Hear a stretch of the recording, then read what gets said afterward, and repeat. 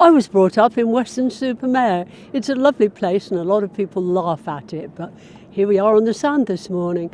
Well, I've been looking out of our window, we're right opposite here, and for the first time I have seen it really clearly. Now, a lot of you who know me will know that I have worn glasses for 73 years, but I have had my cataracts done, and now I am able to see long distance, which I've never been able to do before.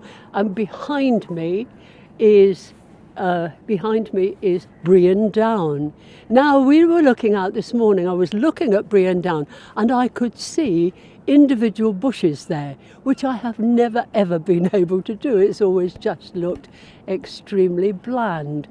And so, always thinking about you and about sharing how do we renew our minds, I want to say, if you begin to think of the Bible as something that's really clear and God wants to talk to you through it, open your heart to Him as you read the Word of God, because, some people can say, well, I don't understand it, but God wants you to understand it, and He is the one that interprets it to us.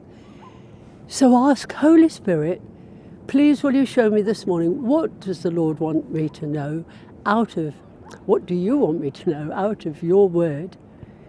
And then begin to read the Word. And even when we've read it for years and years and years, and we can quote passages, something will suddenly spring out at us that actually means something fresh. Because it's a living book, it's not dry and dusty. But this is how God is renewing our minds, because He shows us extra things. Even, it was Solomon, wasn't it, who said, show me wonderful things out of your law, or it may have been David. I've not got my Bible here. But anyway, the old men of the Bible wanted to know what God was saying. We still want to know it now. So I want to say this morning, Lord, as I read your word today, show me new, fresh things, how I can love you, how I can follow you, how I can renew my mind to think like you think. And that's the key to all of renewing our mind. What does God think about us?